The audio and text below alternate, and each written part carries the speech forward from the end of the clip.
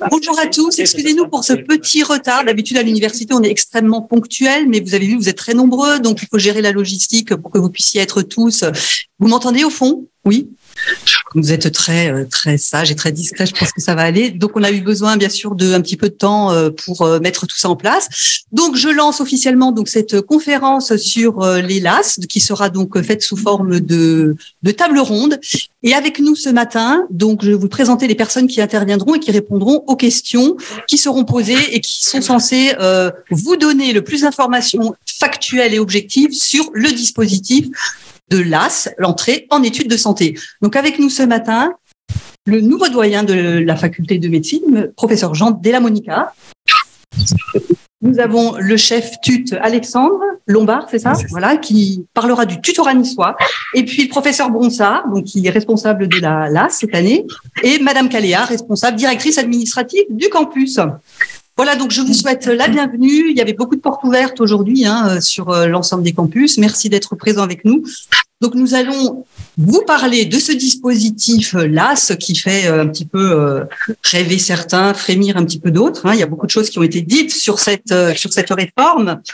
Et on va rentrer directement dans le vif du sujet puisque on entend beaucoup « Ah oui, mais à Nice, qu'est-ce que c'est? Il n'y a plus de passe, c'est de LAS, on ne comprend plus rien. » Donc on est là pour vous mettre les idées au clair. Et donc, la première question sera pour vous, professeur Bronsard. Est-ce que les passes sont supprimées? Bonjour à tous. Non, les passes sont pas du tout supprimées. Alors, donc, la réforme s'est mise en place il y a 3 ans en modifiant la réforme précédente, qui est la réforme PACES, qui avait déjà réuni une année unique pour accéder en médecine dentaire, pharmacie, kiné, maïeutique, c'est-à-dire sage-femme. Et il y a 3 ans, le gouvernement a décidé de prévoir un plan B pour les étudiants qui échouent dans cette filière santé et donc a inventé le concept PASS et LAS, c'est-à-dire 2 groupes d'étudiants qui ont chacun l'obligation de débuter 2 facultés en même temps, ce qui est un petit peu compliqué. Et donc les étudiants à la fin de leur bac sont obligés de choisir une licence qui va les accueillir et demander en plus une option santé. Donc c'est une licence avec accès santé, d'où le nom LAS, LAS. À côté de ça, ils avaient prévu un sous-groupe d'étudiants qui avait double faculté et qui prenait de manière prépondérante un enseignement santé. Donc, c'était les PASS. Et donc, ça a amené beaucoup de complications parce qu'on avait, il y a 3 ans, 1200 étudiants en première année santé et on nous a créé 22 sous-groupes d'étudiants, la moitié en PASS, la moitié en LAS et eux-mêmes répartis en différentes licences d'accueil.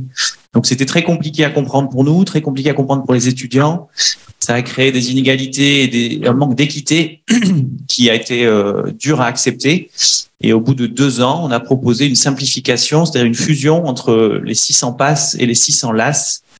Et donc, on les a retrouvés sous forme de promotion unique de 1200 étudiants.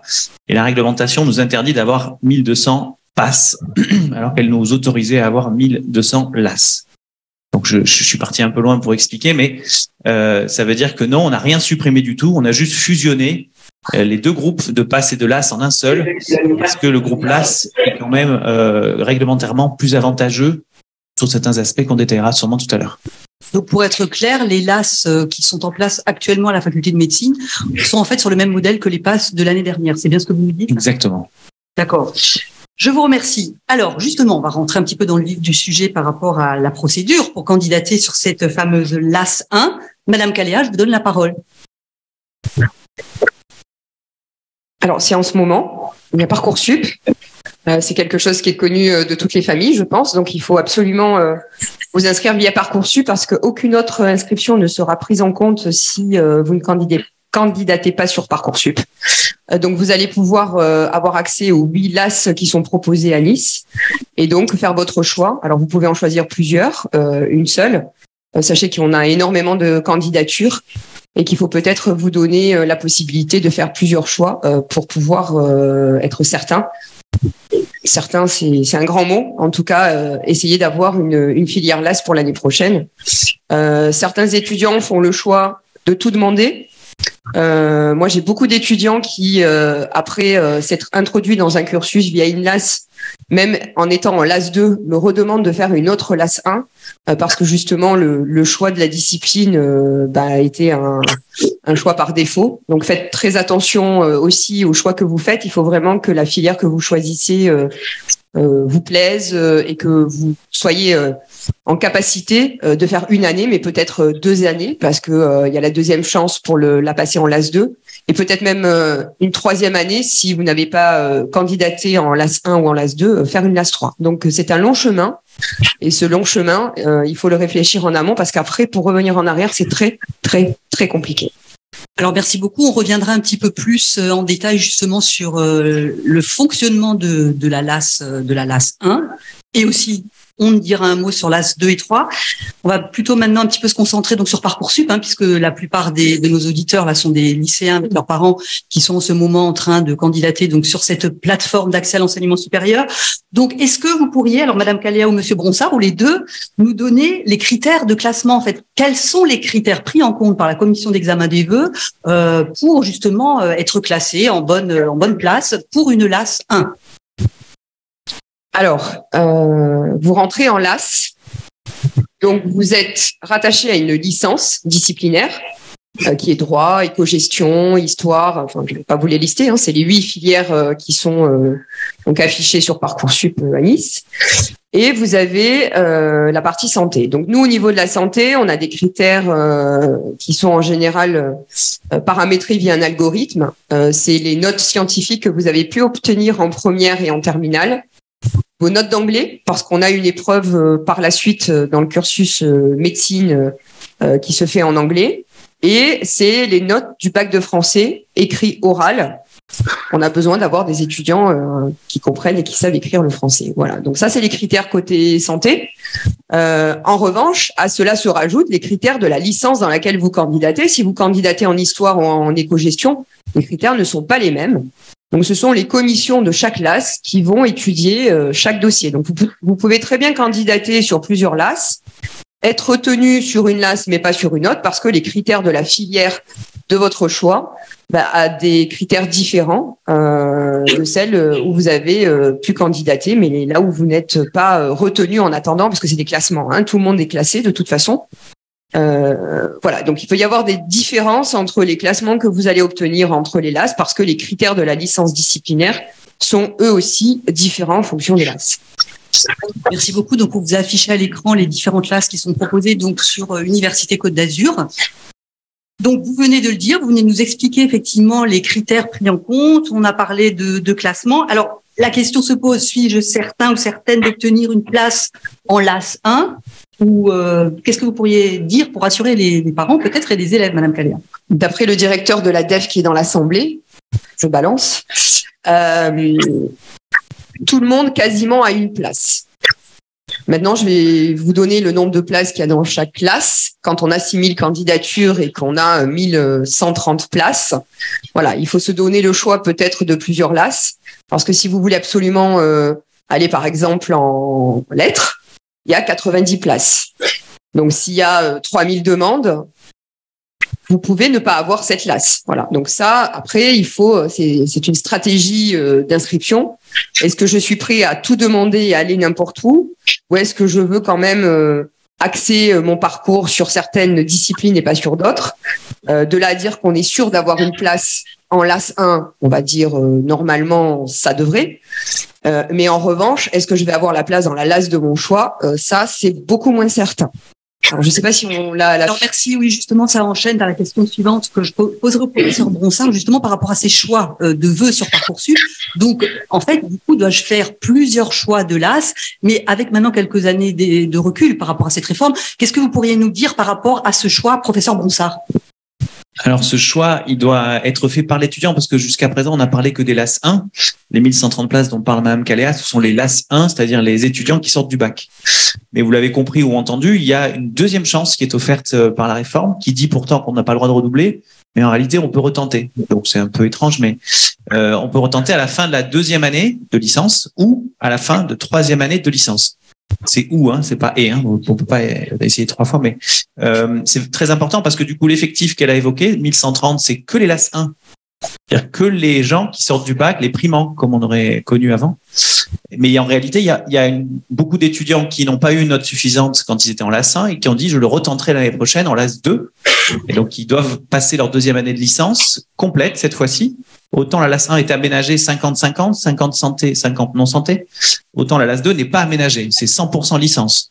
Donc, si vous êtes en STAPS, en droit, en lettres, en éco, c'est 100% de ces matières-là. Et en plus, soirée week-end, le concours de médecine qui se rejouera, mais il se rejouera qu'entre les LAS 2 ou LAS 3. Donc, il n'y a aucune concurrence entre les LAS 1 et les LAS 2-3. Pour autant, il y a 2 concours, les premières chances, les deuxièmes chances. L'effectif des deuxièmes chances, la première année de la réforme, ils étaient 150 pour 110 places, quoi. L'année suivante, ils étaient 350. L'année prochaine, ils seront, à mon avis, 600.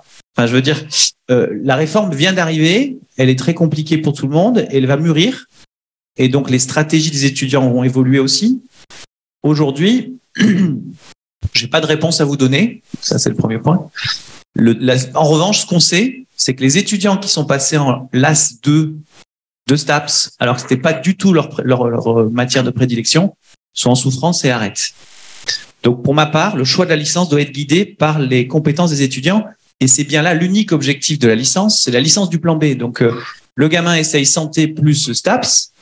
Eh ben, comme il n'a pas réussi santé, il est déjà en deuxième année de STAPS. Il peut rejouer s'il veut, avec une seule condition, il faut avoir réussi la deuxième année de STAPS. Hein. Et s'il a réussi la deuxième année de STAPS et qu'il rejoue le concours de santé et qu'il échoue, il est déjà en troisième année de STAPS. Et donc, l'idée du gouvernement est de dire, si sur 1200 étudiants, il y en a 1000 qui échouent, réorientons-les d'emblée dans une autre filière. D'où l'idée de faire travailler les 2 filières simultanément dès le début. C'est tordu, mais si on prend un peu de recul, c'est cohérent parce que ça s'adresse au plus grand nombre. Parce que finalement, les 200 qui vont aller en santé, en médecine, on va les sélectionner par un concours. On n'a plus le droit d'appeler ça un concours, mais c'est un examen classant à nombre de places limitées. Ça s'appelle un concours. C'est de la rhétorique politique. C'est de la rhétorique. Le numerus clausus a été supprimé, mais ils ont inventé le numerus apertus. C'est la même chose, mais dit autrement. Donc, il n'y a pas de doute sur l'absence de changement. L'année de santé est difficile. Il y a beaucoup d'étudiants, ils veulent tous faire santé. Ils feront pas tous santé. Et donc, il y a un plan B qui s'amorce en même temps dès septembre. C'est la grosse nouveauté. Pour les filières, pour les licences, pardon, je pense surtout qu'il faut aller dans une licence où on est capable de se le faire en première année et de se le refaire en deuxième année. Et quand je dis se le refaire, c'est-à-dire le faire vraiment. Parce que en première année, ça compte. La note de licence va compter dans le classement de santé. Et en deuxième année, il faut avoir l'année complète et en plus, le soir et le week-end, se faire le concours de santé. Je pense que ça, c'est un point très important, en fait, effectivement, de bien se rendre compte que le contenu des UE disciplinaires n'est évidemment pas le même que vous soyez en STAPS ou en sciences de la vie ou encore en psychologie. Donc, il est important, effectivement, de choisir la mention disciplinaire qui vous correspond. J'avais oublié de me présenter, en fait, Joëlle Boudinot, je suis conseillère d'orientation au service d'orientation de l'université, un peu intercampus, et je travaille aussi au lycée, donc je connais bien le public qui est dans la salle. Et pour avoir en face de moi des étudiants de LAS 1, voire LAS 2 en entretien, croyez-moi, effectivement, je pense que le choix de la discipline, comme le disait le professeur Bronsart, doit être vraiment étudié avec circonspection. Madame Calais. Je voudrais rajouter un point parce que très souvent, on nous écrit en nous disant c'est pas normal parce qu'en STAPS, on a plus d'heures que en histoire ou ailleurs. Nous, on n'est pas responsable du nombre d'heures de cours que les autres filières mettent en place. Ce qu'il faut comprendre, c'est que s'il y a peut-être un peu plus d'heures sur certaines filières par rapport à d'autres, c'est qu'il y a aussi la réussite dans la licence disciplinaire qui est nécessaire. Parce que demain, vous pouvez très bien abandonner santé parce que vous vous rendez compte que c'est pas pour vous. Vous pouvez très bien, comme on l'a dit tout à l'heure, dire je vais retenter ma chance l'année prochaine en LAS 2 voire en LAS 3. Et ça veut dire avancer dans le cursus de votre licence et il faut vous donner les armes pour bien appréhender. Et c'est ce qu'a dit Monsieur Bronsart. Autant la LAS 1 est aménagée, vous avez beaucoup moins d'heures que les autres qui ne sont pas en licence avec accès santé, donc qui sont en licence simple en histoire. En revanche, quand vous passez en deuxième année ou en troisième année, vous devez vous taper, c'est le cas de le dire, la licence égale la licence normale sans santé. Donc c'est la licence plus la santé à côté. Donc il faut bien vous donner les armes pour bien appréhender la licence 2 et la licence 3, parce qu'autrement, vous allez vous retrouver largué. Et alors là, c'est même plus une deuxième chance. Voilà. Donc, sachez, je le dis, il y a des différences en nombre d'heures et en peut-être engagement de travail en fonction des LAS que vous allez choisir. C'est comme ça. C'est injuste, mais c'est comme ça. Professeur Bronsart. Oui, mais après, il y a des heures de cours sur place, il y a d'autres qui font des heures de cours à la maison, d'autres qui font des heures de cours physiques. Enfin, il n'y a pas de comparaison si simple. C'est évident qu'en histoire, on fait pas les mêmes choses qu'en droit, qu'en lettres, qu'en éco. En éco-gestion, par exemple, ils font 100% des cours en ligne. 100%. Donc, ça simplifie l'organisation de la semaine. Mais ça simplifie, mais il faut travailler quand même. Et donc, il faut choisir en fonction, à mon avis, de la compétence. Enfin, où est-ce que l'étudiant a le plus de facilité? Comme ça lui fera perdre moins de temps pour pouvoir travailler la santé en parallèle. Moi, c'est comme ça que je le vois. Et surtout en cas d'échec, qui reste quand même le plus probable, vu le nombre de places à disposition, il faut qu'il puisse le refaire une deuxième fois. Alors justement, avançons un petit peu dans la chronologie. Donc, imaginons, je suis un lycéen, j'ai été accepté en LAS. Et est-ce que du coup, une fois que ma candidature a été acceptée, admettons que j'ai été acceptée en LAS sciences de la vie, puis-je changer de discipline si je me rends compte, comme vous le disiez, que justement, alors les UE santé ça va, je me sens assez à l'aise, mais dans les UE sciences de la vie pas trop. Est-ce qu'une fois inscrite en LAS d'une discipline, je peux changer de discipline au cours de l'année ou pas? Madame Caléo, Monsieur Bonsard. Non, non et non. Voilà, je peux pas le dire mieux. Si on passe par Parcoursup, si on a des coefficients et un nombre de capacités, parce que eux aussi ont des capacités d'accueil, nos 8 filières en question, on n'en a peut-être pas parlé, enfin je ne sais pas si vous avez mis les chiffres derrière moi, mais si en droit on me dit qu'il faut 102 étudiants, il n'en faut pas 103, parce qu'ils ne sont pas en capacité d'absorber des étudiants en plus. Donc si dans Parcoursup, vous avez la LAS droit, vous rentrez en LAS droit et vous ne pourrez pas changer. Donc, c'est pas la peine de nous écrire en début d'année en disant est-ce que je peux changer de licence? Non. Non et non. Alors, je rajouterai, puisque j'appartiens au service d'orientation, que néanmoins, donc on ne peut pas changer de mention disciplinaire, effectivement, mais néanmoins, donc c'est la deuxième phrase qui est affichée sur l'écran. Donc, il a été mis en place à Université Côte d'Azur une procédure de réorientation interne à Université Côte d'Azur qui permet aux étudiants de l'AS de demander à quitter les UE santé pour être intégrés dans leur licence disciplinaire. D'accord, dans leur licence disciplinaire. Donc cette réorientation interne est faisable si l'étudiant se rend compte, effectivement, il est un petit peu coulé par rapport à toutes ces matières à suivre et qu'il a décidé finalement de ne pas poursuivre les UE santé. 2 procédures de réorientation, une fin septembre, l'autre fin décembre pour l'accès au semestre 2, mais uniquement donc dans la mention disciplinaire de sa LAS ou pour demander une licence autre, première année de licence autre, complètement différente d'une LAS, si des places le permettent. Donc ça, c'est quelque chose qui existe depuis quelques années à Université Côte d'Azur et je serai sur le stand pour y répondre pour ceux qui le souhaiteront un petit peu plus tard. On va rentrer maintenant un petit peu dans le vif du déroulé des enseignements. Ok, j'y suis, je sais que je peux pas changer de discipline, très bien, donc je vais en cours. Mais justement, comment se déroulent ces enseignements? Donc le poids des matières disciplinaires par rapport aux matières santé, où est-ce que ça se passe? Sur combien de jours? Est-ce que vous pouvez nous parler de tout ce côté pratique et logistique? Alors, professeur Bonsard et Madame Caléa, comment vous voulez? L'année dernière, c'était l'enfer puisqu'il y avait 22 groupes d'étudiants et donc on avait 22 emplois du temps différents. On a, grâce à la simplification ou la fusion, réduit à 8. Donc, on a plus que 8 groupes d'étudiants réunis en une seule promotion, les LAS 1. Et c'est médecine qui fait désormais le portail de distribution des informations. Même si s'il y a une question sur un cours d'histoire, on n'aura pas la réponse, mais on pourra orienter l'étudiant vers la scolarité d'histoire. En revanche, on a demandé à sanctuariser des demi-journées de cours pour la santé. Donc, c'est le lundi et le mardi, avec aujourd'hui du présentiel et du distanciel. Le Covid est passé par là. On a eu une première année de passe-là 100% Covid, c'est-à-dire 100% distance, c'était pas génial. Et donc, on a gagné en organisation de cours en présentiel, comme aujourd'hui.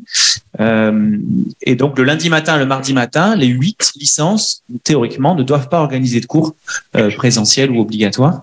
Et l'année prochaine, on espère que ce soit tout le lundi et tout le mardi pour la santé et les 3 autres jours libres pour la licence. Je dis libre pour la licence parce que on n'interfère pas vraiment sur leur organisation. Mais vous avez compris que c'est une réforme de santé, mais en réalité, c'est pas ça, c'est une réforme de l'université, puisque les étudiants qui veulent l'accès santé, mais qui sont en droit, sont en fait des étudiants de droit. Et donc, ils doivent réorganiser leur première année de droit, incluant ce petit groupe d'étudiants un peu gênant finalement parce qu'ils ont des contraintes. Et donc, en général, mercredi, jeudi, vendredi est dédié aux licences. Et là, ils sont quand même libres de faire comme ils veulent. Comme je vous disais, Éco-gestion a préféré faire 100% en ligne pour laisser l'étudiant s'organiser comme il veut. Mais globalement, l'année, elle est simple. Il y a 10 unités d'enseignement qui sont évaluées sur l'année. Il y en a 5 qui sont des UE santé et 5 qui sont des UE non santé. Sur les 5 UE non santé, il y en a 4 qui appartiennent à la licence disciplinaire et une qui est une compétence transversale de l'université. Donc, à chaque semestre, les étudiants ont 2 UE santé à passer, 2 UE disciplinaires à passer et un semestre 3 en santé et un semestre 2 en santé. Et donc, la semaine, si on part sur 5 jours ouvrables, il y en a 2 fixes, le lundi et le mardi pour la santé, et les autres dépendent de la licence. Et les cours qui n'ont pas eu lieu en présentiel en santé sont mis à disposition sur une plateforme pédagogique, et les étudiants les regardent quand ils peuvent, ou quand ils veulent, ou les deux. Alors, en fait, du coup, les étudiants de l'AS doivent-ils courir entre plusieurs campus et lesquels? Oui, ça, par contre, on peut pas tout améliorer. Il y a 8 licences, donc il y a 9 facs. Il y a les 8 licences plus la santé. Donc, les cours des UE santé auront lieu? Alors, quand on dit courir, non. Parce que si le lundi et le mardi, c'est santé, en fait, le lundi et le mardi, ils sont sur Valros, parce qu'on n'a pas la capacité, nous, ici, puisque là, vous êtes à la fac de médecine, mais la fac de médecine ne peut pas accueillir les 1200 candidats. Donc, c'est sur le site de Valros. Je sais qu'il y a des parents qui cherchent des appartements pour leurs enfants, c'est important de le dire aussi. En revanche, on a dit mercredi, jeudi, vendredi, c'est l'autre discipline. Donc, il est vrai que si vous êtes en STAPS et que vous devez aller à Valros le lundi et le mardi, il faut prendre un appartement à mi-chemin. Comme ça, le lundi et le mardi, vous allez dans un sens avec le tram. Et le mercredi et le jeudi, le vendredi, peut-être dans un autre sens si les cours ne sont pas en démat. Mais on vous demande pas de venir en cours le lundi matin, de partir à midi, de courir en droit ou en STAPS pour avoir le cours de l'après-midi. Voilà, il y a courir et courir. Organisé quand même. Une petite nuance, là on parle toujours que des LAS 1, parce que tous ceux qui sont là s'intéressent à la LAS 1. Les LAS 2 et les LAS 3, vous avez compris qu'on n'a pas la main, ils sont 100% en licence. Donc en fait, l'emploi du temps, c'est 100% la licence. Et à l'inverse, tous les cours de médecine de l'année précédente sont fournis en ligne pour l'étudiant pour qu'il retravaille son concours de LAS 2 ou de LAS 3. Tout à fait, on y reviendra un tout petit peu tout à l'heure. Alors, en fait, est-ce que combien d'heures de cours cela représente-t-il? Là, je parle uniquement des UE santé. Comment on fonctionne à l'université? On parle d'emploi du temps, on parle d'heures par semaine?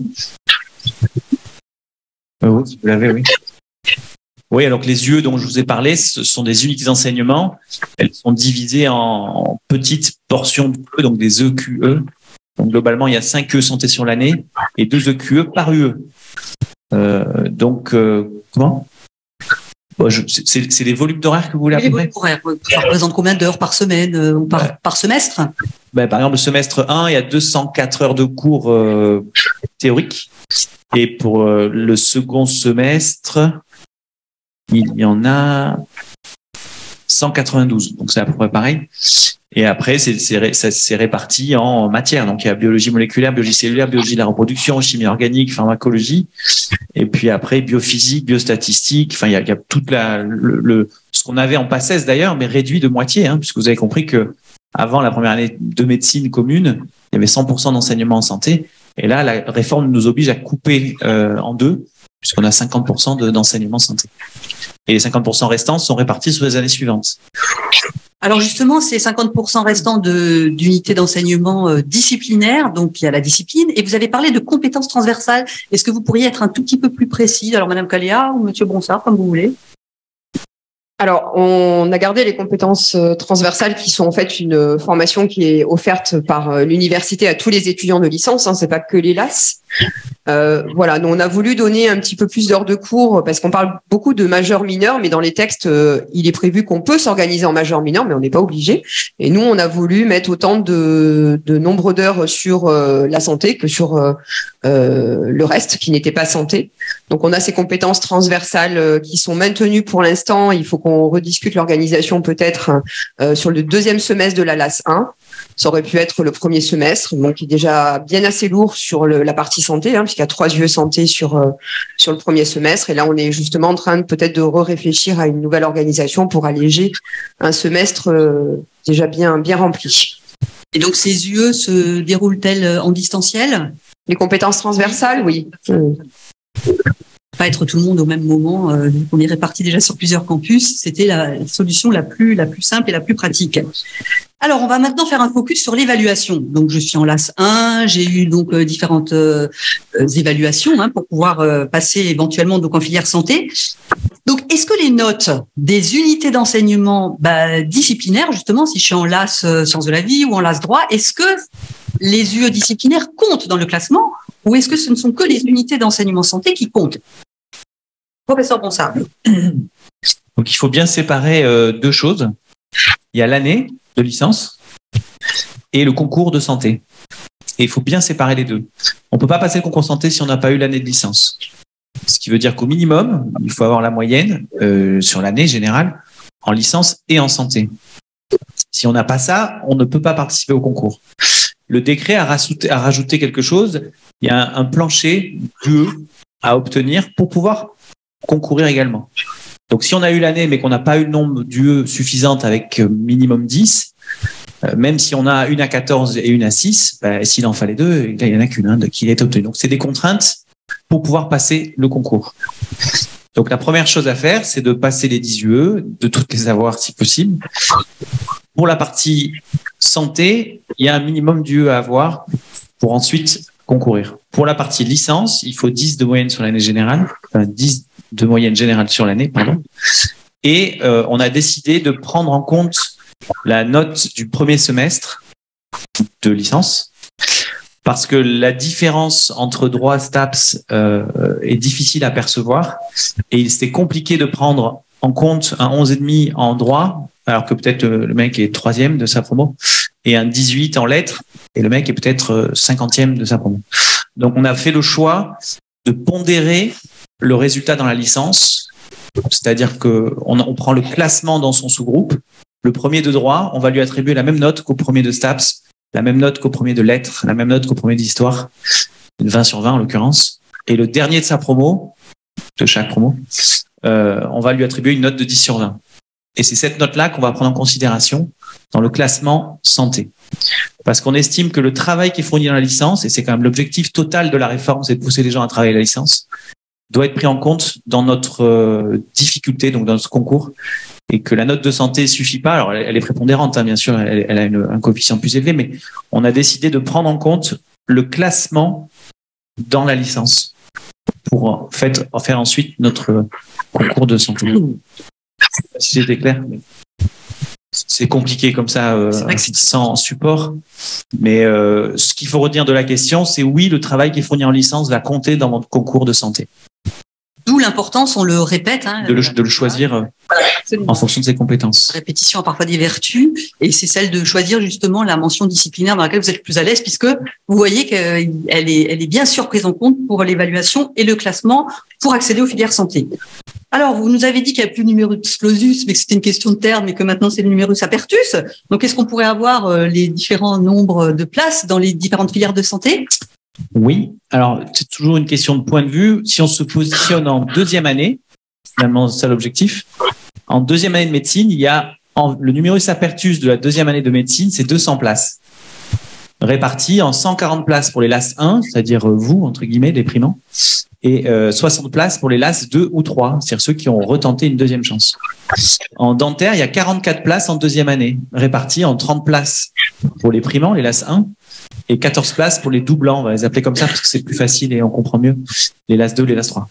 En sage-femme, il y a 27 places en deuxième année, et il y a 13 places pour les LAS 1, 14 places pour les LAS 2.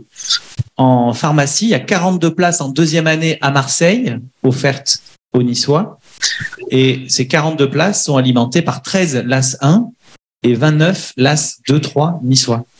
En revanche, la deuxième année de pharmacie, jusqu'à aujourd'hui, c'est encore à Marseille que ça se passe. Ça aussi, c'est important de le savoir quand vous déciderez la filière que vous ferez, parce que vous changez de vie automatiquement. Et on terminera par kinésithérapie. Il y a 97 places en deuxième année de kinésithérapie et qui sont alimentées par 30 places en LAS 1 et 67 places en LAS 2, 3. Pourquoi je l'ai pris comme ça? Parce que si on compte au final, les 1200 étudiants de LAS 1 et les 300 à 500 LAS 2, 3, ça fait 1500, 1700 personnes. Mais il y a quand même 410 places en deuxième année de santé qui leur sont offertes. Donc la réforme, elle est compliquée, elle est un peu nulle, elle est incompréhensible, mais elle a poussé quand même à augmenter le nombre de places pour les étudiants. Et donc ça, elle l'a réussi. Et elle a poussé les gens à comprendre qu'il fallait aller en deuxième année d'autres choses quand ils échouent. Ça, elle l'a réussi. Et donc voilà, il faut peut-être retenir, je sais pas si c'est celui-là qui est affiché, mais 410 places en deuxième année santé, c'est quand même pas rien. Et donc, quand les étudiants rentrent dans ce portail LAS 1 et après LAS 2, 3, il y a quand même 410 places qui leur sont proposées pour être médecin, pharmacien, dentiste, sage-femme ou kiné. Toutes filières confondues, absolument. Alors vous pourrez en reparler aussi directement sur les stands, puisque la deuxième partie donc de cette porte ouverte sera constituée de rencontres entre vous et les étudiants des différentes filières santé. Ils seront sur les stands pour vous parler un petit peu de leur vécu, de leur quotidien, du contenu de leur emploi du temps donc en deuxième année ou troisième année. Donc, tout ça, vous pourrez bien sûr approfondir tout à l'heure sur les stands. Professeur Bronsart, pourriez-vous juste nous préciser les conditions pour candidater en filière santé? Donc, on a vu le numerus apertus, on est en LAS, ok, bon, mais reparlez-nous de ces conditions, parce que c'est important que les lycéens comprennent bien. Il suffit pas d'être en LAS pour pouvoir candidater en filière santé. Donc, juste repréciser les conditions de candidature. Alors, il y a des prérequis. Donc, on l'a bien dit tout à l'heure, vous avez votre licence à suivre, les examens du S1 et du S2, et au final, vous devez valider votre année. Alors, tout est souple en LAS 1, tout se compense. Donc, si vous avez de très bonnes notes en santé et de moins bonnes notes dans les UE disciplinaires, ça se compense, et les semestres entre eux se compensent. Donc, si au final, vous arrivez à avoir 10 sur 20 sur toute l'année, vous avez déjà une première condition, puisque vous n'allez pas au rattrapage. Donc, c'est valider son année avec un 10 sur 20 et en première session, sans rattrapage. Donc, ça, c'est une des premières conditions. Et la deuxième condition, c'est d'avoir un certain nombre d'UE santé. Donc, cette année, c'est 3 sur 5. Donc, avoir des UE santé, c'est avoir 10 sur 20 aux UE santé. Et si vous avez au moins 10 sur 20 à 3 de ces UE santé, vous pouvez, dans ce cas, candidater. Mais candidature ne veut pas dire que je candidate en médecine, en pharma. Alors oui, vous allez candidater, mais il y a un classement qui va être fait avec les notes des UE santé et les notes de l'UE disciplinaire du semestre 1. Tout ça, ça va générer un classement. Et au vu de ce classement, le jury décide, j'insiste bien là-dessus, le jury décide de tirer un trait pour dire, là, c'est les grands admis, donc ils ont de très bonnes notes, c'est les premiers de la liste. Ceux-là vont directement en deuxième année de médecine, maïeutique, kiné, en fonction de leur choix. Et puis, il y aura une deuxième tranche en dessous, donc à partir de la note plancher de ces grands admis jusqu'à une autre note qui est décidée par le jury, qui peut être de 10, mais qui peut être de 12 ou de 11 et qui est différente en fonction des filières, de tirer un trait, de dire ces étudiants-là iront à l'oral. C'est un peu un rattrapage sur le classement. Et ceux qui sont en dessous de ce nouveau plancher, c'est un peu compliqué, je suis désolée, on aurait dû faire un schéma, un dessin, mais en gros, vous avez deux notes plancher. En dessous de cette deuxième note plancher, les étudiants sont ajournés, donc ils n'iront pas à l'oral. Et ça, c'est une décision du jury santé de tirer ces deux traits, si je peux donner cette image, par rapport aux deux paquets. Le premier paquet qui partira directement en santé, le deuxième paquet qui partira à l'oral. Et tous les autres étudiants, eux sont ajournés. Par contre, ils ont utilisé une chance. Voilà. Professeur Bronsart, vous vouliez rajouter quelque chose? Oui, c'est très difficile de comprendre ça, parce que les gens nous demandent, alors ils ont quand même donné la note seuil. Et en fait, ça marche pas comme ça, puisque vous avez 1200 étudiants et leurs prestations ou leurs notes, on les connaît pas à l'avance. Donc, si vous avez 1000 étudiants qui ont entre 18 et 15, bien sûr la note seuil, elle va être très haute, parce qu'en fait, ce qu'on veut, il y a 3 groupes d'étudiants. Il y a ceux qui sont les super forts cadors, c'est les meilleurs des meilleurs. C'est ceux-là qu'on isole et on leur dit félicitations, vous allez directement en deuxième année de votre choix. Ensuite, il y a la deuxième partie, ils sont un peu moins bons que les meilleurs, mais on va en écouter un certain nombre à l'oral et l'oral va générer une note qui va s'additionner à leur note de l'écrit et qui va refabriquer un classement. Mais le nombre de places, il est figé de toute façon. Et après, il y en a pour qui la note à l'écrit est insuffisante pour se dire, quand ils vont passer l'oral, s'ils sont super forts, ils vont tout rattraper. Et donc, on met une note plancher en dessous de laquelle l'oral n'est pas proposé. Donc, le concours santé n'est pas proposé. Et donc, ils vont automatiquement en deuxième année, L2, puisque, pour parler d'eux, c'est qu'ils avaient obtenu la moyenne à l'année. Et quand vous obtenez en licence la moyenne, vous passez en deuxième année de licence. Donc, ils vont en L2 et ils peuvent redemander l'accès santé s'ils le souhaitent. Ils deviennent LAS2. Ils peuvent ne pas le faire, attendre la L3 et demander l'accès santé et ils deviennent LAS3. Ce qui veut dire que ces seuils varient d'une année sur l'autre. Complètement. Mais le seuil varie, mais on s'en fiche. Le nombre, il varie pas. C'est ça. Les tout premiers passent d'emblée.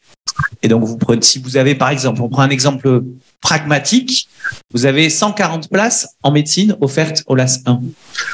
Les 70 premiers à vouloir faire médecine, qui sont les 70 meilleurs des 1200, on va prendre le 70e, il a eu 16,3. Le plancher supérieur, enfin le plafond supérieur, c'est 16,3. Au-dessus de 16,3, ils sont grands admis en médecine. Ensuite, il nous restera 70 places à proposer.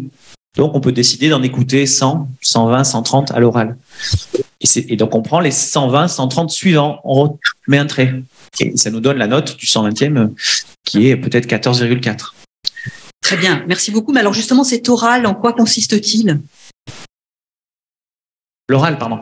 Alors, le décret nous a écrit beaucoup de choses, dont ça, qui n'existait pas du tout en santé. Alors, ils ne se sont pas inspirés très loin, ils ont fait la même chose au bac, c'est le grand oral du bac. Et donc, globalement, pour le résumer, c'est la même chose. C'est un grand oral du LAS 1, avec 2 prestations de 10 minutes pour faire 20 minutes, une prestation non préparée, une prestation préparée. La prestation préparée, c'est un entretien d'embauche, c'est un CV qui a l'air très maigre parce que vous avez 18 ans, mais c'est pas la question. La question, c'est d'occuper le temps qui est imparti, 8 minutes, devant un jury qui vous écoute. C'est un entretien d'embauche au sens propre, au sens simple du terme. C'est pour voir comment vous vous exprimez, comment vous répondez, comment vous tenez le temps, un entretien. Et le second, c'est non préparé. On vous met dans une salle de travail avec un document à lire, comme un coupon d'un article de journaux, d'une demi-page, avec du texte et en général un graphique ou un tableau à analyser. Vous avez 20 minutes pour le lire et vous aurez 8 minutes pour le raconter à un jury qui ne l'a pas lu. Il l'a lu, bien sûr, mais je veux dire, c'est un entretien oral pour voir, là encore, votre capacité oratoire, comme le grand oral. Et donc, cette nouvelle épreuve supplémentaire, qui bizarrement s'applique pas à tout le monde, nous on trouve ça étrange, qu'il y en ait un tiers qui est exempté, un tiers qui l'a subi et un tiers qui a même pas la chance de la passer, parce qu'au final, ça se résume comme ça. On l'a subi avec vous, mais c'est comme ça. Et donc, les étudiants sont très stressés, ce qu'on comprend, c'est nouveau, mais c'est une possibilité d'épreuve qui peut rattraper quelqu'un qui était limite. C'est-à-dire, s'il n'y avait pas l'oral, quand il y a 140 places, le 141e, c'est super dur, mais c'est au-delà, quoi. Alors que là, 141e, on va l'écouter. Le 142e aussi, le 150e aussi. Et donc, ils auraient une chance d'une performance incroyable à l'oral. Et si devant eux, il y en a un qui fait une moins bonne performance, d'être reclassé et de passer en 2e année. Donc, on ne peut pas l'éviter, cette épreuve. Donc, d'après ce que vous dites, Monsieur Brossard, il faut bien spécifier qu'en fait, toute l'année, on va vous évaluer sur vos connaissances en santé, mais que l'oral n'a rien à voir. On vous évalue pas sur vos connaissances en santé, c'est votre manière d'être, votre manière d'analyser des documents et de pouvoir répondre à des questions qui vous sont posées lors de ces 2 oraux. En fait, ça n'a rien à voir avec effectivement l'oral de rattrapage que vous pouvez avoir en cas d'échec de certaines disciplines du baccalauréat, puisque là, on va vous interroger sur le contenu de la discipline, ce qui n'est effectivement pas le cas, donc. Non, pas du tout. En LAS. Je vous remercie. Du coup, j'arrive au bout de ce parcours complexe, difficile, mais finalement, je ne suis pas acceptée en filière santé. Est-ce que j'ai le droit de redoubler ma LAS 1 ?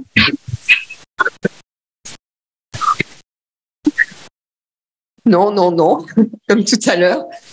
Alors, c'est pas qu'on est méchant, on veut bien faire redoubler tout le monde, c'est pas le problème, c'est que les textes ne le prévoient pas.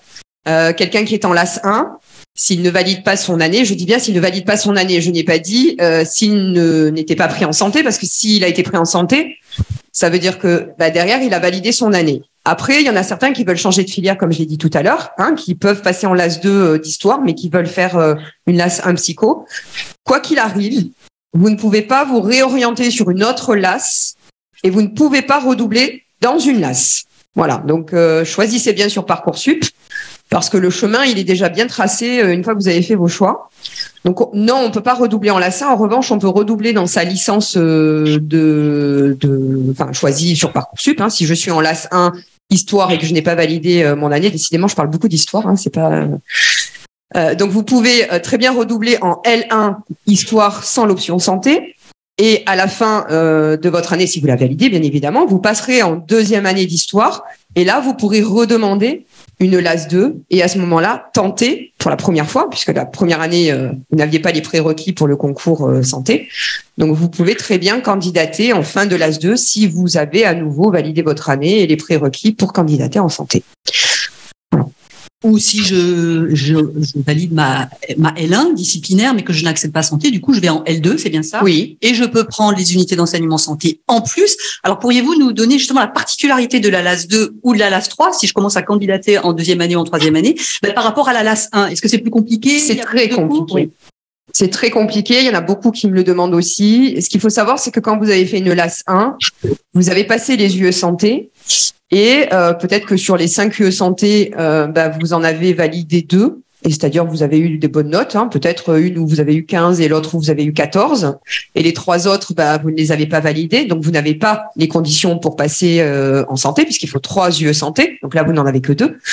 Mais ces 2 bonnes notes que vous avez eues à 2 UE santé sur les 5, vous pouvez les garder pour l'année prochaine. Donc, quand vous partez en LAS 2, vous avez déjà 2 UE santé en moins à travailler puisque vous avez gardé ces notes qui sont capitalisées lors de la première année. Donc, en arrivant en LAS 2, on l'a dit tout à l'heure, on n'a pas d'organisation spécifique en termes d'enseignement. Il va falloir suivre toute la licence de votre discipline. Donc, c'est quand même, il n'y a pas d'aménagement. Donc, c'est une licence complète. Et en plus, passer les UE santé que vous n'avez pas eu. Donc, un LAS 1 qui a validé 2 UE santé l'année d'après en LAS 2, il a toute la licence plus les 3 UE santé qui lui manquent.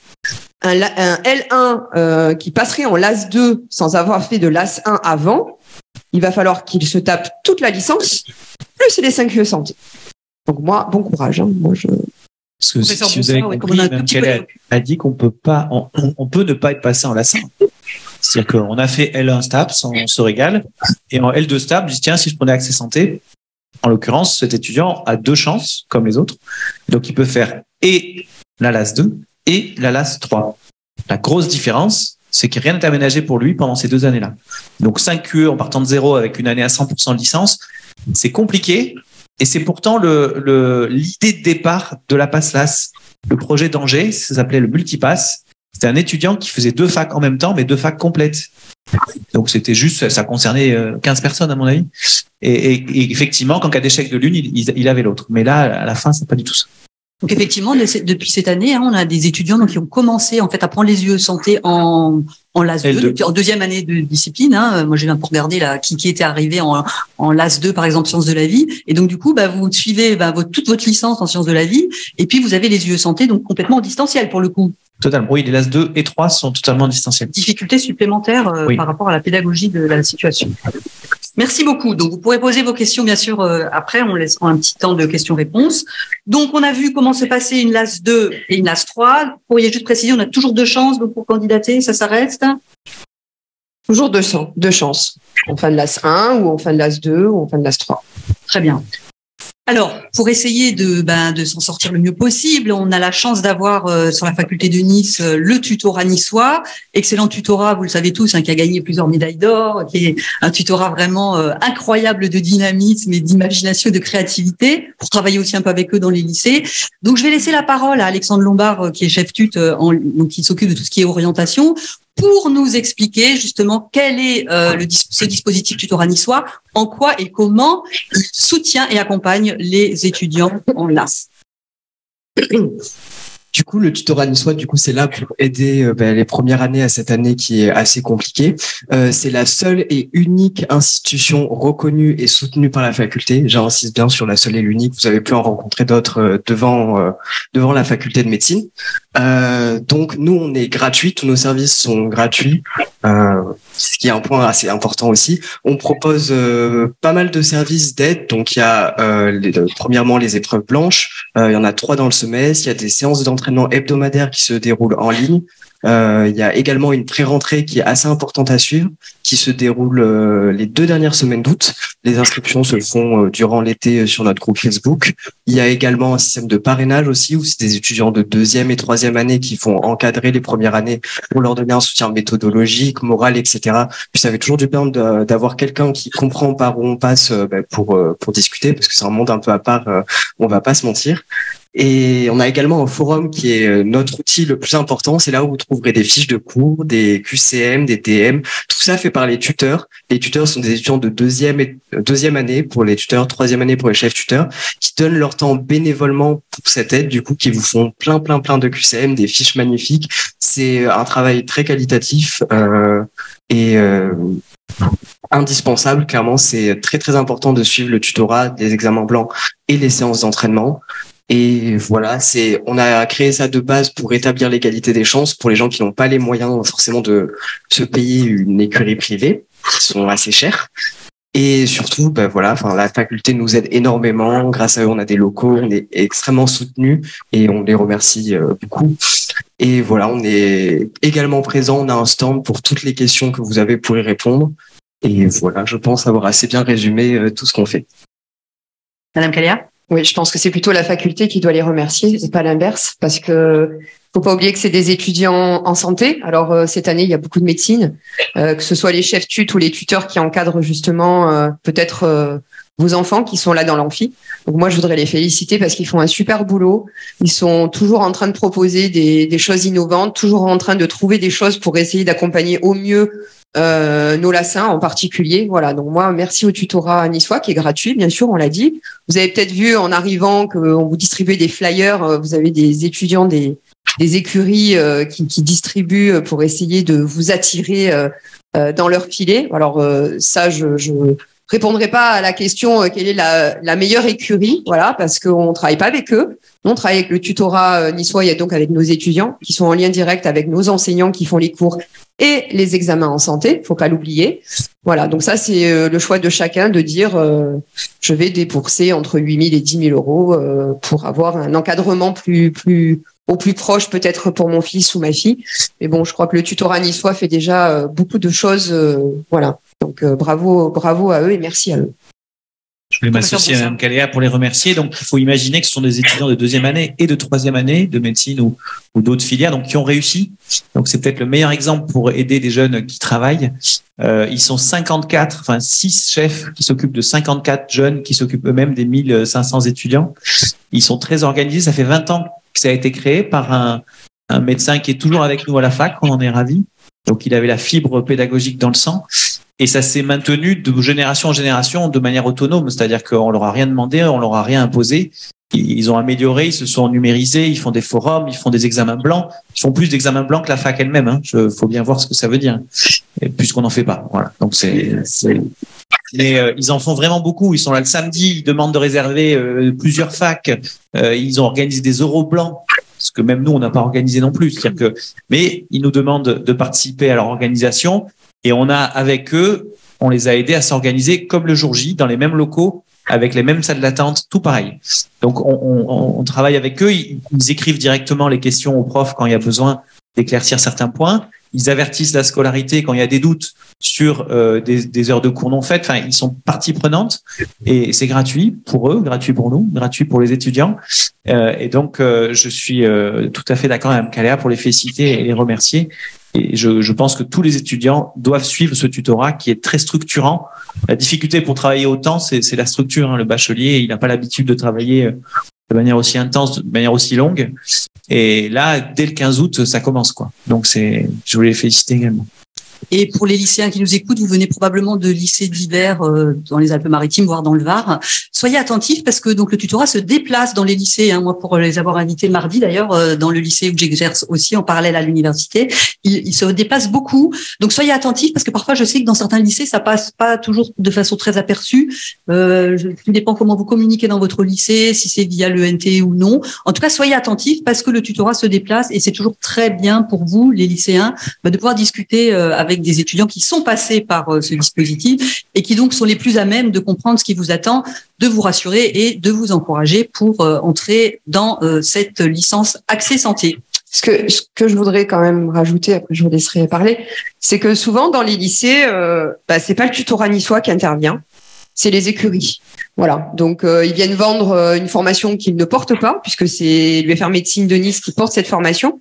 Donc nous, depuis quelques années, on écrit au rectorat, donc au recteur de l'académie, pour qu'il y ait une diffusion sur les différents établissements du fait que ce sont nos tuteurs qui doivent intervenir sur la formation en santé et certainement pas des écuries privées qu'on doit rétribuer par rapport à une formation qu'ils ne portent pas. J'insiste encore une fois là-dessus. Donc il y a les noms des chefs tut et des tuteurs qui sont transmis.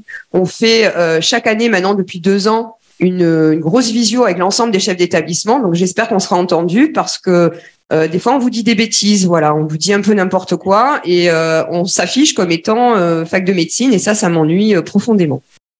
Je confirme, les lycées ont bien eu ce mail, puisque j'étais aussi destinataire et effectivement, je pense que maintenant on a un petit peu mieux recadré les choses par rapport à ça. Alors voilà, nous arrivons au terme de cette table ronde et je laisserai bien. Ah pardon, vous vouliez intervenir, excusez-moi. Excusez-moi, j'ai oublié de préciser 2 petites choses. En effet, pour toutes les questions pour les professeurs, tout passe par le tutorat niçois. On est les seuls, à communiquer avec les profs, à pouvoir, on répond déjà à vos questions si on peut, puisqu'on est quand même très calé sur les cours qu'on tutore. Mais si on n'a pas la réponse parce que il y a une ambiguïté ou quelque chose qui a mal été ciblé, c'est nous seuls qui pouvons faire remonter la question. Et aussi une question qu'on me demande souvent. On peut réussir sans écurie privée à 100%, je dis oui. Voilà. Parce qu'on a un service nécessaire et suffisant à la réussite. Je voulais juste dire ça en plus. Et la question qui souvent arrive derrière, mais comment on fait pour s'inscrire au tutorat ? Il n'y a pas d'inscription. Alors en fait, vous êtes, on va dire, automatiquement inscrit dès que vous vous inscrivez à la fac, puisque nous, on a la liste des étudiants, etc. Il y a quelques petits formulaires à remplir quand on fait des choses en présentiel, par exemple pour la pré-rentrée, pour qu'on sache combien d'amphis on doit avoir, pour faire des groupes, etc. Pour les examens blancs et les oraux blancs aussi. Mais tout est sur notre groupe Facebook. Vous tapez tutorat niçois, on vous accepte de suite. Comme ça, au moins, vous avez toutes les infos pour le début de l'année prochaine. Et là, vous ne payez rien du tout. Je vous remercie. Et donc, avant de vous laisser rejoindre les différents stands avec nos étudiants en santé dans les différentes filières, je vais laisser le mot de la fin au doyen, le professeur Della Monica. Merci. Merci. Avant toute chose, déjà, je tenais à vous dire que je suis très heureux de vous voir si nombreux et dans un amphi si studieux, parce que c'est pas toujours si calme.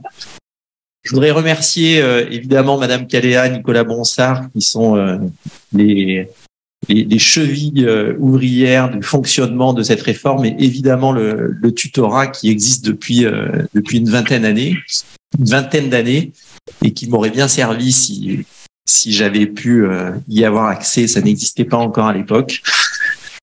Pour vous dire que c'est une année qui est compliquée. Si vous êtes ici, c'est que vous vous êtes déjà posé la question du métier que vous voulez exercer.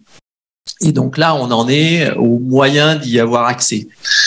Le moyen d'y avoir accès, c'est ce qui a été décrit ici, qui peut paraître compliqué, mais finalement qui a été très largement simplifié à Nice. Et je pense qu'il faut vraiment se féliciter de ça. C'est simplifié. Ce que vous venez d'entendre, c'est finalement ce qu'il y a de plus simple probablement en France, avec une seule voie d'accès, avec 8 licences qui permettent, on espère, le maximum d'égalité. Ce qui a été dit par le professeur Bronsard est très important.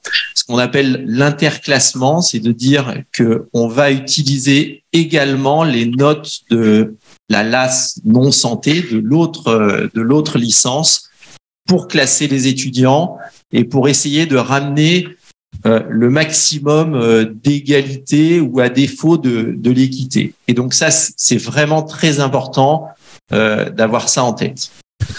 Le deuxième point que je voudrais aborder avec vous, c'est que ça a été dit plusieurs fois, c'est un engagement pour beaucoup d'étudiants. Alors, je connais pas ce qu'on appellerait le taux de fuite ou le taux d'abandon assez rapide. C'est une année sur laquelle on s'engage avec la certitude que l'on ne va faire que ça, que l'on va travailler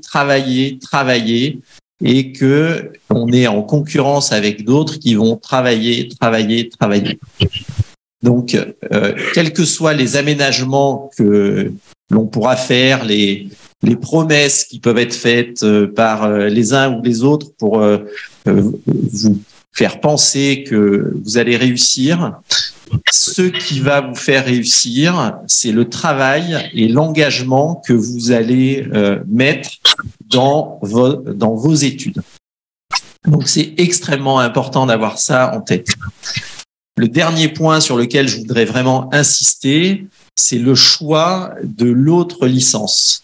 Alors, évidemment, les étudiants, qu'ils soient en première année ou même 5e, 6e année, ils sont stratégiques et c'est normal. Ils apprennent en fonction des questions qu'on leur pose. Avant, à mon époque, on posait des QCM. J'ai appris à répondre à des QCM. Pour l'internat, c'était des dossiers rédactionnels. J'ai appris à ressortir des mots-clés pour répondre à ça. Les étudiants actuellement vont faire exactement la même chose, mais ce qui compte avant toute chose, c'est le métier et les orientations dans lesquelles les étudiants se sentent d'aller. C'est-à-dire, évidemment, il y a le côté santé, mais le choix de l'autre licence ne doit pas être négligé et pas être uniquement stratégique parce que on aura plus de facilité à travailler sur des données et avec le potentiel de réussir, déjà d'être le mieux classé dans cette licence, mais de réussir sur des matières qui potentiellement vous intéresseront. On entend tous les ans des étudiants qui se disent finalement l'autre licence ça m'intéresse aussi et j'abandonne le côté santé pour plutôt continuer sur celle-là. C'est difficile ce choix-là, mais en tout cas, à mon sens, vraiment, il ne faut pas le négliger. Je voudrais, juste avant les questions qui vont sûrement pleuvoir, vous remercier d'être venus si nombreux. Vous êtes ici dans l'UFR de médecine. UFR, c'est important de le dire. Ça veut dire unité de formation et de recherche. Donc là, vous êtes pour le côté formation, c'est-à-dire pour devenir des futurs professionnels de santé. Et vous avez remarqué que je ne dis pas médecin, professionnel de santé, parce que là, on est MMOPK. Mais l'UFR, c'est aussi la recherche. Et donc, pour les futurs étudiants qui nous rejoindront, on est extrêmement attentif à la recherche parce que quand on s'engage dans un métier de santé, c'est aussi pour le faire évoluer, c'est-à-dire chercher à faire mieux pour les patients. Et c'est ce qu'on essaye de pousser dans notre UFR au sein de l'université. Voilà, je vous remercie. Merci beaucoup. On va quand même passer un petit temps ensemble de questions-réponses. Comme ça permettra effectivement à tout le monde d'entendre la réponse si elle vous intéresse. Donc, si vous avez des questions, il est temps de lever la main. Et est-ce qu'on peut faire circuler éventuellement le micro donc pour les questions. Je vois une question là.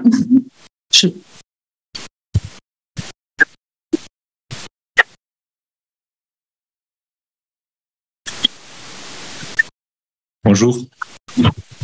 J'ai une question, savoir si j'ai bien compris par rapport simplement aux statistiques et des résultats. Si j'ai bien compris, en première année, il y a à peu près 1200 élèves. Il y a grosso modo en Lassin, tout à fait. Grosso modo 200 places. Non. Enfin, quand j'ai pris médecine 140. Finissez. Comment? Terminez votre question, pardon. Et après, donc, vous avez 200 places ou 220 places sur les 1200 élèves de l'AS 1. Et en l'AS 2, vous avez, de ce que j'ai compris. Donc là, non, je vous corrige. Il y en a 140 pour les LAS 1 et en médecine. Oui. Et 60 pour les LAS 2. Je connais toutes les filières, en fin de compte. Les 220 places, je connais médecine, maïotique, odontologie, pharma et kiné. En LAS 1, il y a 226 places, ouais. Voilà. Sur les 1200 postulants. En LAS 2, il y a à peu près 350 postulants, c'est ça? Cette année. Mais l'année prochaine, peut-être 600. Et par contre, à peu près 190 places. Exactement. D'accord, donc il y a quand même un gros pourcentage pour les gens qui n'ont pas la chance de réussir dès la première année, en faisant une LAS 2, de réussir leur année de pharma. En pharma, si j'ai bien vu, on a 29 places pour les LAS 2 et 13 simplement pour les LAS 1. Vous avez très bien vu. D'accord. Bon, je vous remercie. Bien. Bonjour. Excusez-moi, vous pondérez les notes des licences mineures par rapport au classement des gamins qui ont fait médecine mineure ou par rapport à tous les étudiants de médecine plus mineure. C'est un classement intra-LAS. Il y a 8 LAS 1 en fait. Donc, c'est le classement dans leur licence. Le classement, ça fait un classement. Oui, bonjour. J'avais une question concernant la pondération des licences hors l'accès médical. Question, vous me dites. Hein. Allô? Oui. Oui, la question était sur la pondération de la notation 1. Est-ce que c'est une pondération qui est nationale ou est-ce que la pondération est établie simplement à l'université de Côte d'Azur? L'inclusion de la note de licence dans le classement de santé est une décision de l'université Côte d'Azur. Ok. Et les coefficients sont connus comment? D'autres licences l'ont fait. Hein. C'est pas une idée de lubrique de notre part. Hein. C'est Reims d'ailleurs au passage qui a initié ça il y a 1 an plus tôt. Oui, mais chaque université a sa vision et sa notation en fonction des licences. Tout à fait. Les modalités de contrôle des connaissances reviennent aux universités. Et comment peut-on obtenir ces informations? Dans un document qui s'appelle modalités de contrôle des connaissances, MCC, qui sont mises à disposition sur le site de l'UFR Médecine.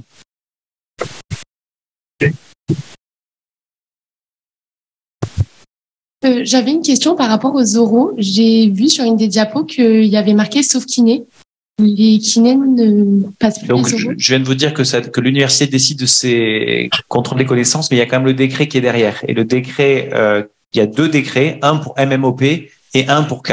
Et dans K, l'oral n'est pas obligatoire. Donc, on a respecté cette proposition. Mais la plupart des étudiants, vous l'aurez compris, souvent ne veulent pas que kiné, puisqu'en fait, ils doivent candidater quand ils candidatent au moins pour 2 filières. Mais la plupart d'entre eux cochent les 5. Et donc, à la fin des écrits et de la sélection des grands admis et de la sélection de ceux qui vont aux oraux, l'étudiant reçoit une réponse. Vous pouvez aller à l'oral pour telle filière ou pas. Mais ça ne concernera qu'MMOP. Pour passer en kiné, il n'y a pas besoin de passer l'oral.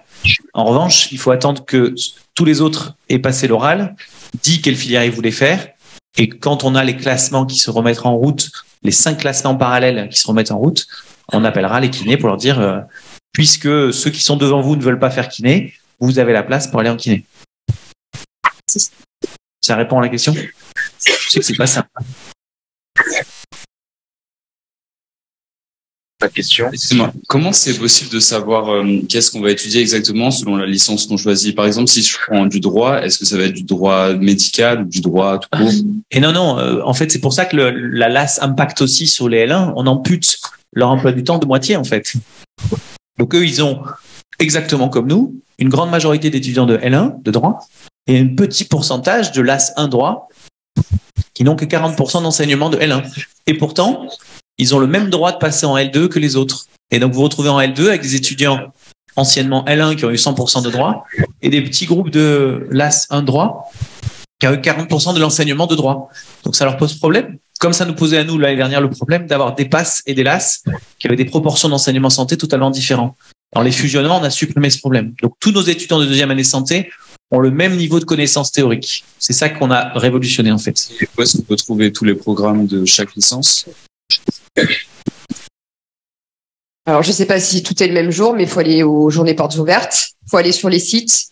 Et nous, normalement, sur notre site, vous avez le nom du responsable de la filière, donc de la discipline en question, et vous pouvez le contacter peut-être directement pour savoir exactement quelles sont les modalités d'enseignement et surtout les matières que vous allez avoir.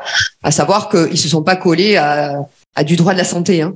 Non, santé, c'est notre partie et eux ont continué à faire leur filière normalement sans impact sur leur filière à eux, hein. Pour être plus généraliste, en fait, les disciplines que vous avez, si c'est droit ou sciences de la vie, elles ne sont pas colorées médicales, quoi. C'est-à-dire que c'est les disciplines qu'ont les autres en L1 normal, comme vous dites, hein, classique.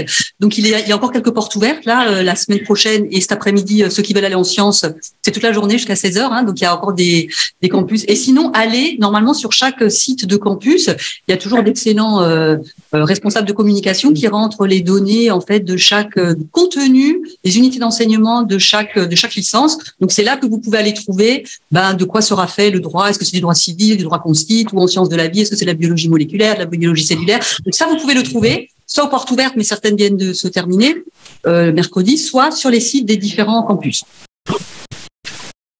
Est-ce que je pourrais intervenir avant la prochaine question? Je vois la jeune fille qui a le micro. Moi, je voudrais revenir sur la question du monsieur tout à l'heure sur les coefficients et le nombre de places, sur le nombre de places en LAS 1 et en LAS 2, parce que je vous vois de là où je suis très choquée par le nombre de places offertes par rapport au nombre de candidats. En fait, ce qu'il faut savoir, c'est que il y a beaucoup de places aussi en LAS 2-3 parce que beaucoup d'étudiants qui sont en LAS 1, qui ont candidaté en santé et qui n'ont pas eu la filière qu'ils souhaitaient. Alors souvent, on ne le dit pas à tout le monde. Souvent, c'est médecine et dentaire. Et quand ils se retrouvent admis en maïeutique ou en pharma, ils se disent non, moi, je vais tenter ma deuxième chance. Donc, ils partent en LAS 2. Et on a de plus en plus d'étudiants, ce que vous a dit Monsieur Bronsard tout à l'heure, qui se présentent en LAS 2 pour essayer d'avoir la filière de leur choix.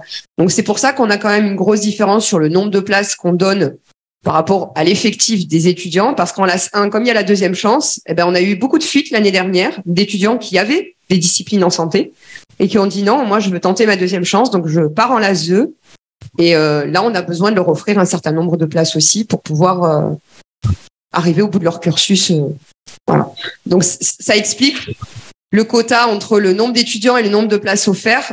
Oui. Après, on a moyen de basculer les places de LAS 1 vers les LAS 2 et vice versa, chose qu'on a déjà faite auparavant quand on n'a plus d'étudiants à affecter sur les places, donc quand on a des places vacantes qui restent. Mais c'est très compliqué, on a des quotas, faut demander au ministère, voilà. Donc tant qu'à faire, on a tranché dans le vif tout de suite. Mais ça ne veut pas dire qu'on peut pas avoir des basculements de nombre de places vacantes d'une LAS 1 vers des LAS 2-3 et vice versa. C'est une question sur les critères d'évaluation des licences de la première année sur les dates. Est-ce que ça attend de la même période que c'est un contrôle continu, il y a des contrôles continus, tout ça? Alors on se réunit avec les 8 licences en début d'année et on leur demande de respecter, comme on l'a dit tout à l'heure, l'emploi du temps de la semaine, c'est-à-dire que lundi, mardi, il ne faut pas qu'ils fassent de cours. Et de la même manière, quand les dates d'examen se décident en santé, on a demandé aux licences de reporter leur examen à eux une semaine ou deux après, c'est en janvier si possible, mais après ça dépend beaucoup de paramètres organisationnels. Mais là, les 9 facs discutent entre elles. Donc normalement, c'est jamais le même jour, si c'est ça la question. Mais je ne sais pas si c'était ça la question. Non, c'est après le concours d'examen ou avant, habituellement, pour tous les licences. Alors, vous parlez des examens de la discipline par rapport aux examens de santé, c'est ça? C'est ça. Oui, alors ça dépend de l'année, parce que moi j'ai une contrainte quand même qui est forte, c'est qu'il faut que je m'intègre au milieu des... Alors c'est même pas 8 emplois du temps, parce qu'il y a les LAS 1, mais il y a les LAS 2-3, et on essaie de regrouper tout ça, parce que c'est un coût quand même d'organiser l'examen en santé, parce qu'on le fait pas en intra, on le fait ça à Acropolis et au Palais des Expositions. Voilà, donc il faut trouver déjà une date commune pour ne pas embêter les autres filières, mais il faut aussi que le Palais des Expos me dise c'est ok cette date-là parce que moi j'ai pas d'événement. Donc c'est très très compliqué chaque année. Moi je peux vous l'annoncer là aujourd'hui. Si vous rentrez en LAS 1 l'année prochaine, l'examen c'est le 30 novembre. Donc il arrivera très certainement avant les autres filières. Et j'ai pas le choix.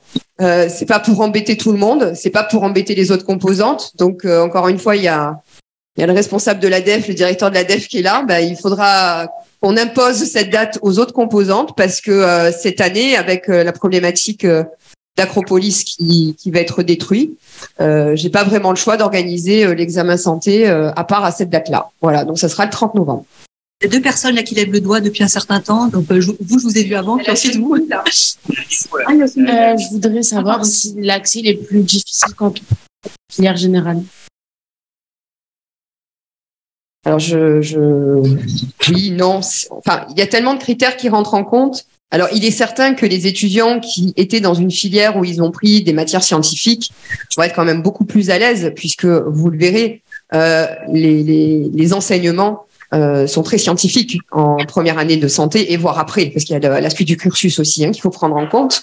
Donc, c'est beaucoup plus facile pour ceux-là de mieux appréhender les enseignements. À l'époque de la PACES, on n'a pas refait de stats depuis.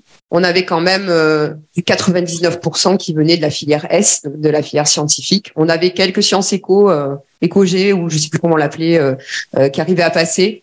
Voilà, ils sont favorisés parce que ce sont des matières scientifiques en termes d'enseignement. Et après, il y a la méthodologie de travail. Hein. On a des bacs S avec des mentions très bien, qui sont recalés et qui n'accèdent pas à l'accès santé. Donc, il y a beaucoup de critères qui peuvent rentrer en compte.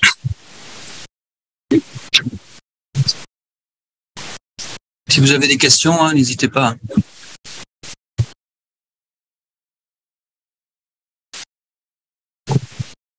Bonjour, merci pour la conférence. Petite question, les Parcoursup donnent leurs réponses concernant les vœux qui ont été effectués par les élèves entre le 1er juin et le 1er juillet. Est-ce que la faculté de médecine donne aussi des autorisations pour pouvoir accéder en première LAS au-delà du 1er juillet, s'il vous plaît? Alors nous, on donne rien. Je le dis, je le redis, tout passe par Parcoursup. En revanche, vous avez donc, il va y avoir, je crois que c'est mi-juin, la publication des résultats de classement. Donc, vous allez avoir des étudiants qui vont être pris d'office et puis d'autres qui ont demandé plusieurs filières et qui attendent une réponse peut-être ailleurs et qui vont se désister petit à petit et qui sont classés dans la LAS en question. Et donc, le premier sur liste complémentaire va remonter à chaque fois qu'il y en a un qui va refuser devant la filière. Et ça, c'est le jeu des chaises musicales. Donc, ça va remonter, je crois que c'est tous les 2-3 jours. Avant, il fallait attendre des semaines entières. Donc, l'étudiant doit très, très vite valider son vœu sur Parcoursup. Alors, merci à ceux qui, au final, ne veulent pas de LAS, de le faire rapidement pour les autres, hein, qui attendent. Et donc, ça court jusqu'au mois de juillet. Après, Parcoursup vous dit, on archive les vœux. Et là, on se dit, boum, ça tombe, il n'y a plus rien qui va se passer. Pas du tout. C'est pas parce qu'on archive les vœux que les choses ne continuent pas à avancer. Et donc, on a des étudiants qui ont une place en LAS jusqu'à fin août, voire début septembre. Donc, surtout, moi, si je peux vous donner un conseil, c'est que si vous êtes sur liste d'attente, regardez vos mails tous les jours parce que vous allez avoir un message de Parcoursup qui vous dit vous avez une place qui vous est proposée et je crois que vous avez entre 24 ou 48 heures pour la valider. Si vous ne la validez pas, c'est perdu. Merci. Là, il y a 2 personnes là, qui depuis très longtemps lèvent le doigt. Bonjour, j'aimerais savoir en ce qui concerne l'inscription Parcoursup, justement, il y a un vœu de LAS de prendre la licence avec accès santé et la licence sans accès santé, mais c'est pas considéré comme un sous-vœu. Du coup, j'aimerais savoir comment sont pris en compte les vœux à ce niveau-là. Alors, on vous entend très mal, je suis désolée, je vais reformuler et vous allez me dire si c'est ça. Vous me dites sur Parcoursup, si vous choisissez la licence et si vous choisissez la LAS, est-ce que c'est un vœu ou un sous-vœu? En fait, possibilité de prendre l'accès santé et justement de prendre la licence sans accès santé. Mais c'est pas considéré comme un sous-vœu. Donc j'aimerais savoir comment sont pris en compte les vœux. En fait, si je comprends bien votre question, vous voulez savoir si, par exemple, vous demandez une LAS sciences de la vie et une L1 sciences de la vie, vous voulez savoir si l'une des deux est sous-vœu de l'autre. Or non, chacun est un vœu. La LAS sciences de la vie est un vœu et la licence sciences de la vie est un vœu. C'est 2 vœux différents, comptabilisés comme 2 vœux sur Parcoursup. Est-ce que c'était ça votre question?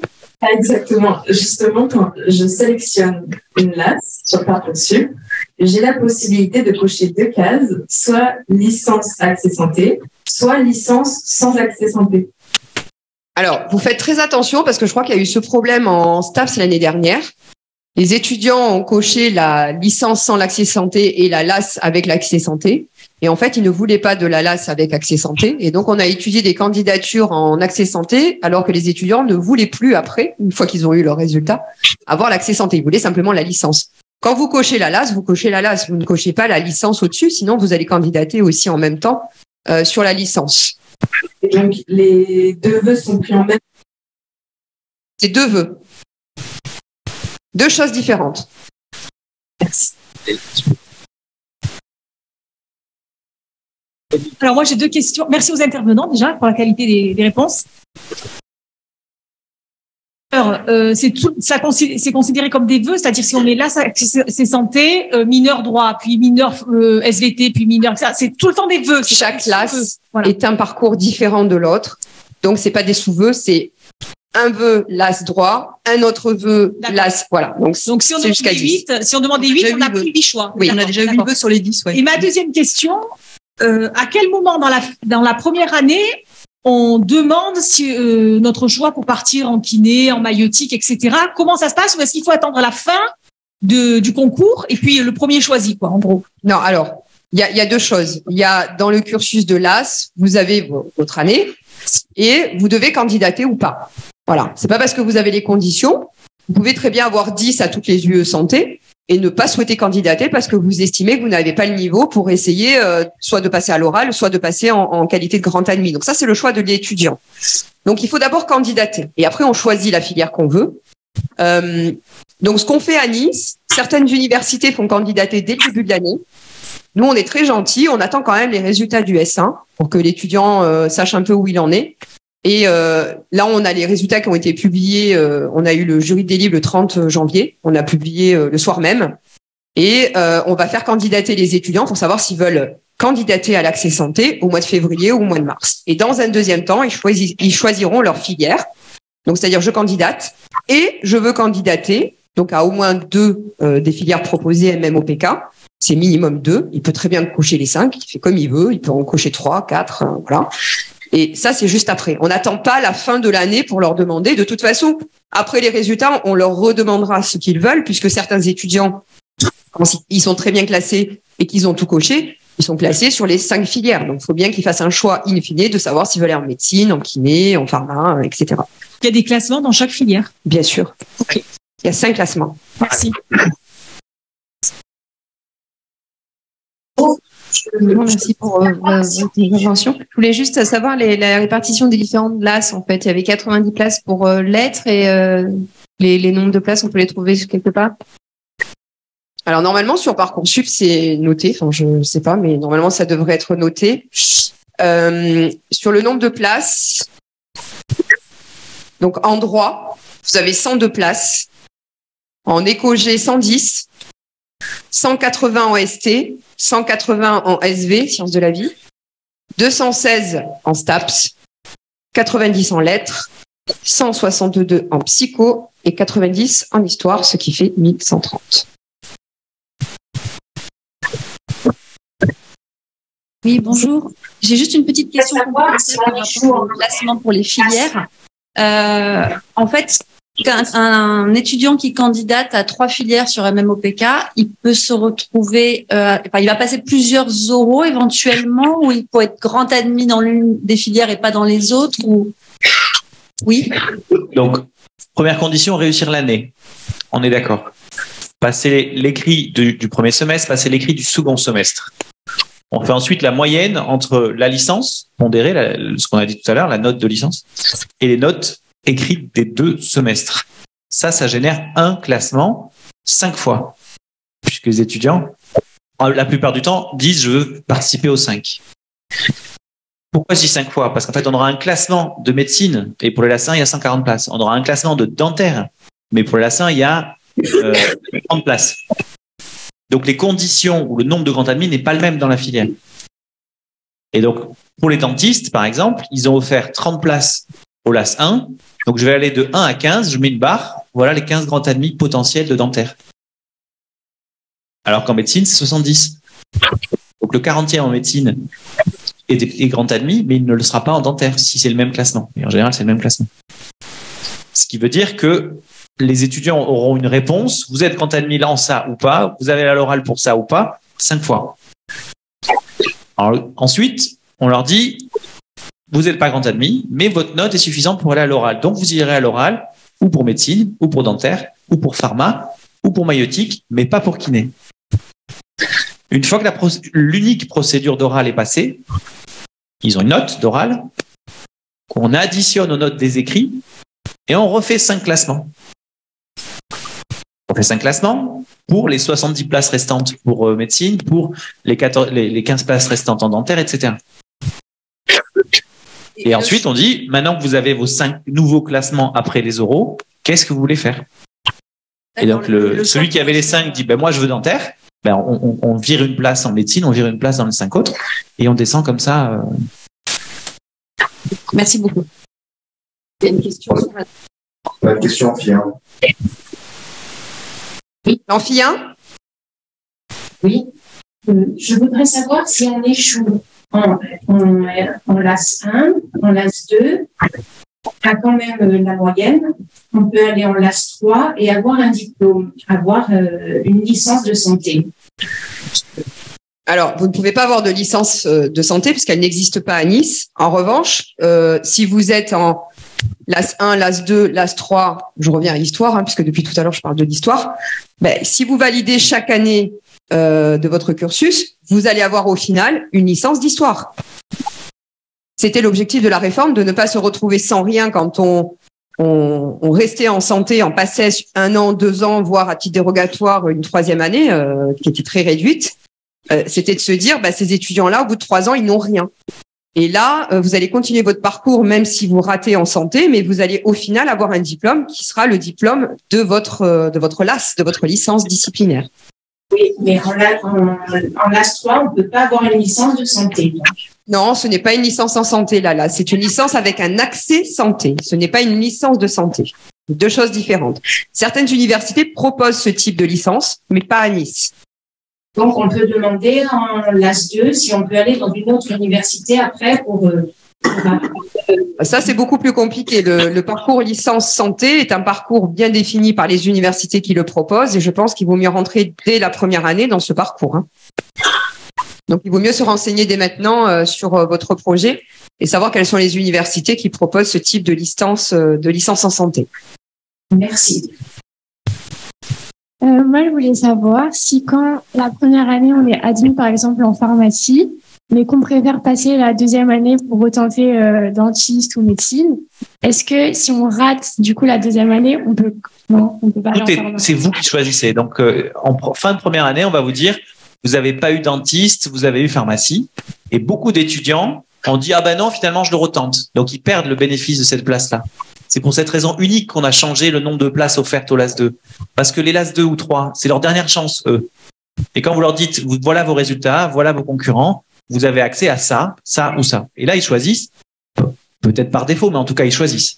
Et donc, on a préféré privilégier ça parce que l'année dernière, on a eu beaucoup de gens qui avaient pharmacie, kiné, maïotique. Et 4 jours après, on leur a dit, bravo, vous avez réussi ça. Ah non, finalement, j'arrête, je préfère aller en LAS 2. On s'est retrouvé avec des places vacantes mi-août, quoi. Donc, c'est un peu compliqué. Donc, aujourd'hui, on a privilégié sur les exemples des 10 ans passés, en pharmacie, en kiné ou en sage-femme, la majorité des étudiants étaient des doublants qui n'avaient pas eu médecine 2 fois et qui, du coup, changeaient de filière de santé. Et donc, c'est pour ça qu'on a mis plus de places cette année. Il y a une question à l'amphi 1 aussi. Et tout en haut. Si vous avez des questions, vous me dites.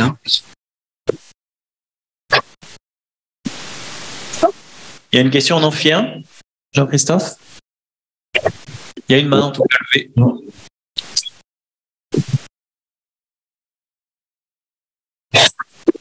Dans le cadre d'une reprise d'études, si on a par exemple une licence ou un master, est-ce qu'on est obligé... On n'entend pas du tout.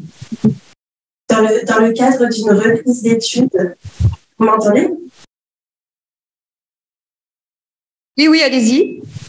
Dans le cadre d'une reprise d'études, on a déjà obtenu une licence ou un master, par exemple en psychologie. Est-ce qu'on est obligé de ou est-ce qu'il y a une passerelle ou quelque chose? Alors, si on parle de licence, il faut s'inscrire en LAS.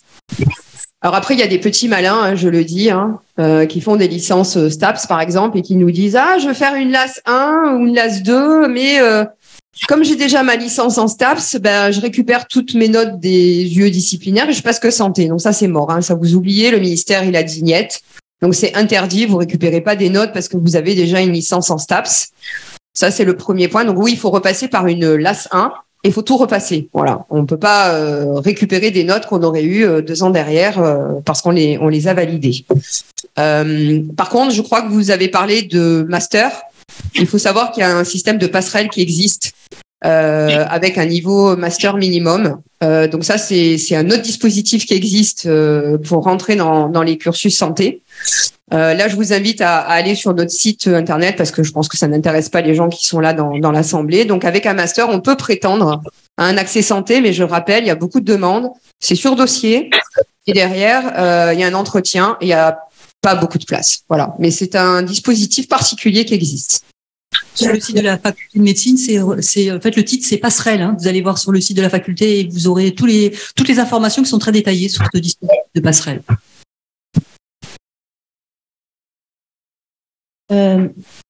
Je souhaiterais savoir pourquoi vous avez à Nice privilégié le cursus LAS.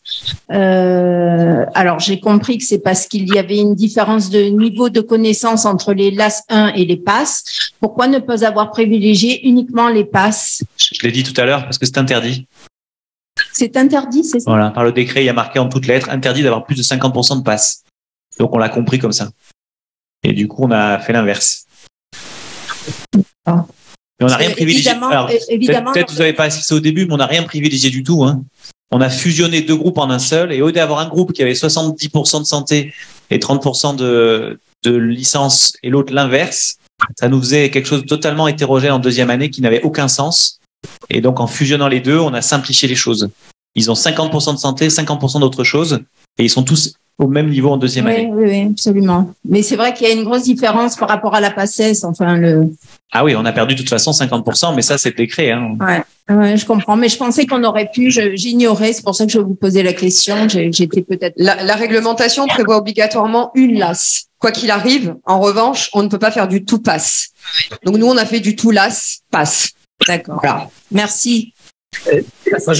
Je voudrais donner un élément là-dessus qui est important, c'est que ça permet également d'avoir en deuxième année des étudiants qui ont tous le même niveau et le même cursus. Et alors là, on est sur une sélection alors, pardon, le mot sélection, on n'a pas le droit de le dire, mais on est en première année. Notre but après, je vous ai redit, ici, on est dans l'UFR de médecine et notre but, c'est de former des médecins, des pharmaciens, des odontos, des kinés, et de partir d'une base commune. Ça, évidemment, ça simplifie les choses plutôt que de rattraper dès qu'il y avait fait 70 et 50%.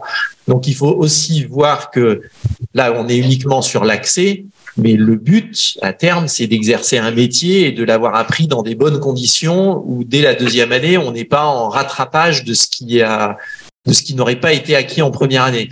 Donc, vraiment, je pense je pense qu'il faut se réjouir à Nice d'avoir un système unique qui met les étudiants qui arrivent en deuxième année sur un pied d'égalité, pour une fois. Égalité, on ne parle pas d'équité, c'est quand même bien mieux.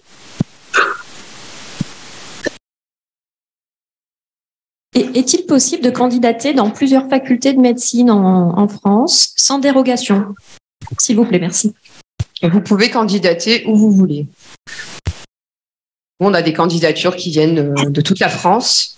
Alors, quand on étudie sur Parcoursup, on n'a pas la notion de l'établissement, c'est-à-dire qu'on traite les dossiers de la même manière que vous soyez extérieur ou de l'académie. Après, il y a des ratios qui se calculent, voilà. Donc, il y a une obligation d'avoir au moins 10% ou 8% d'extérieur qui viennent de l'extérieur. Mais ça, c'est une moulinette qui est gérée au niveau du rectorat. C'est pas l'université, dans l'étude des dossiers, qui prend en compte ce genre de critères. Ça ne fait d'ailleurs pas partie des critères Parcoursup. Moi, je voulais ça. La licence disciplinaire, c'est que la note du premier semestre qui compte ou? Oui. Donc, on a pris que le premier semestre parce qu'il nous faut le temps de tout agrémenter. Et comme les résultats du second semestre des autres disciplines, à part santé, puisque santé, nous, on fait l'examen le 26 avril. Les autres sont beaucoup plus tard au niveau des examens. Ils font ça au mois de mai, voire fin mai. Les résultats arrivent trop tardivement puisque nous, on n'a pas terminé l'année. On a ensuite l'accès à santé à gérer avec les oraux organisés. Donc, c'est pour cette raison qu'on n'a pris que le semestre 1. On aurait préféré prendre les deux, mais c'était après compliqué d'attendre les résultats des autres pour faire le classement santé. Et en LAS 2, est-ce que la licence compte? Actuellement, non. Cette année, non, mais les MCC, les modalités de contrôle des connaissances, sont modifiables chaque année universitaire. Donc, tout peut changer l'année prochaine. Donc, c'est toujours au conditionnel. Quand je parle sur l'année 2022-2023. Et ce que vous avez sur le site, c'est pareil. C'est toute l'année 2022-2023. Et les UO transversaux, est-ce que vous pouvez nous en parler un petit peu? Qu'est-ce qu'il y a dedans? Les compétences transversales, c'est géré par l'université. Moi, je vous invite à vous connecter sur leur site et aller regarder. Il y a de l'anglais, il y a de la langue, des compétences françaises, il y a aussi des compétences très professionnelles. pour inciter, on va dire, les étudiants à savoir où se renseigner, quelles sont les modalités pour construire un projet professionnel. Donc, on a dit, il y a le français, il y a l'écrit, il y a l'anglais et le numérique aussi. Et le numérique. Ça compte, hein. Et le numérique aussi, ouais. Oui. Ça compte. Dernière question. Oui. On fait peut-être une dernière question et puis ensuite il y a les stands qui sont là de toute façon pour vous répondre, donc ne vous inquiétez pas.